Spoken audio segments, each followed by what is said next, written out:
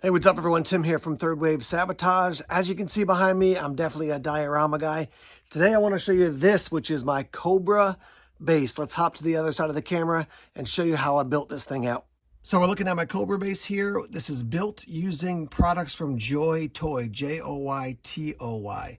These are available over at AliExpress. They were available for a while on Amazon. I will put links down below if I can locate them there. They're basically built more for like mechs and robots and things like that, but they work excellent for G.I. Joe as far as your scale. And I've used these in some storytelling. I've used them obviously in this setup as well. So as far as the Joy Toy components, this is a bunch of different sets together. They have some larger ones, some smaller ones. So I originally built them out as they were designed, and then I was like, I'm just going to do something totally different. So you do have flat, rectangular pieces. You also have big square pieces you can use for the base. We do have these kind of open construction things, which you can use as sort of like a lattice work vertically or over on top of, maybe building some walls and have an open lattice on top. Lots of different ladders that click in here. You've got some safety bars or, safety setups here and here as well. And then you can see I've got multiple different colors down at this end. So we've got the gray, we've got the sand, and in the back we got the sand as well. If you look in the back here, you can see I've got a stone picture, and then I've got stone in the back there as well. So what I did was I got online, and the areas that were open, I put different color stone there. So it was like this base is operating underground. That just eliminates the necessity to cover in that whole section with more of the Joy Toy products and gives a different vibe, right? You've got like this very metallic structure here, but then you've got the sense that, yeah, it's underground as well. You can see over here, I've got this side panel, and this is actually like a foam insert from something that was shipped to me. I think it was an airsoft gun, actually, maybe like 6 months ago. So I cut it out to the right size, and I use it here and then along the edge there as well. So just giving a bunch of different kind of textures, right? So I've got the metallic, I've got the stone, I've got this thing, which is sort of like, it looks a little bit like poured concrete. So just wanted to mix it up that way. Let's zoom in right here and see what this Televiper is doing. So down in front, we have a Televiper working on an adder there. And while he is a communications guy, he's also a techie, right? So he's checking things out, making sure things are working well. This some people call a microwave gun, which is kind of how I've thought about it in the G.I. Joe lore. But also I'm thinking it's a scanner of some sort. So he's scanning the technology here, making sure everything is working well. One thing is that because this is a slender garage area, I had to put something skinny in there, which the adder worked perfectly for. I couldn't fit a hiss in here. I couldn't fit a stinger in here, anything like that. So it had to be a little bit skinny there. And then if you look over here, I left a bunch of this space open before we get over to the snake, which is over there. And I just don't want to fill up every single space with tons of things. Because, when you think about a base, you've got guys who are moving, working on different things.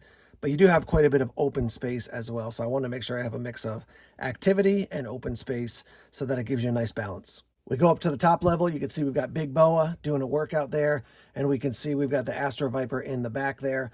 The Astro Viper, I'm probably not going to use him for a lot of the other dioramas. So I'm like, oh, that'd be a cool guy to kind of put in the background. If I had a ton of troop builders, I'd put a bunch kind of hanging out here waiting for their next, training round with Big Boa.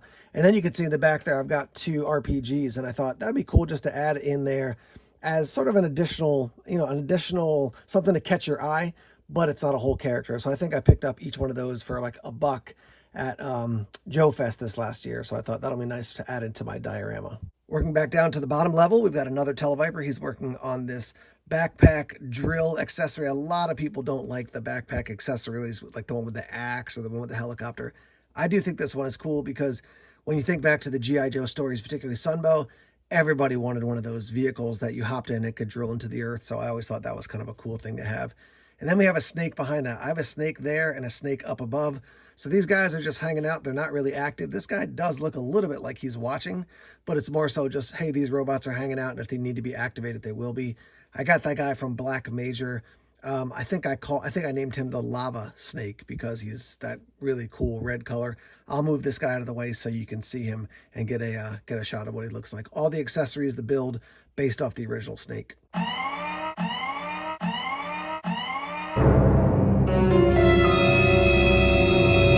Back up to the top level again. So we've got a snake here, and right below him, you can see the top of the other snake, which is, again, they're just sort of like hanging out there. They're ready for battle if they need to be activated. We have 3 Vipers in the back. But I want to put them together because it's cool to have a bunch of troopers together. I think that just stands out, so it's not just one guy. That's also why I have multiple Televipers together. I thought that actually looked cool. And then in the back, we've got Saw Viper hanging out. You can also see in the back, we've got some shelves back there. I don't have anything on them. Maybe in the future I can find some small accessories to put on them. But because this is a military setup, I don't want to put like, food or a little can of Coca-Cola or something like that. That doesn't go with the vibe there. But we've got 3 troopers together hanging out, and then Saw Viper kind of back there in the corner, and I can imagine he's just looking around, keeping his eye on things, and the Vipers are like, we don't really want to talk to that guy. He kind of freaks us out. So that's the upper level. You can see we've got a ladder so they can get up and down there. We do have another ladder over on this other side by the adder that's over this way. But yeah, so let's drop down to the bottom level and see the leaders in discussion.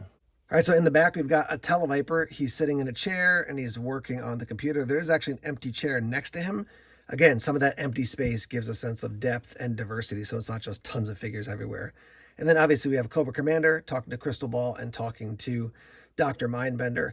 Crystal Ball, back in the A Real American Hero line, not a major player. I mean, he was a figure. He wasn't super popular. Way more popular now because of his figure from Classified. Just a great figure. So Mindbender, Cobra Commander, and Crystal Ball are all talking.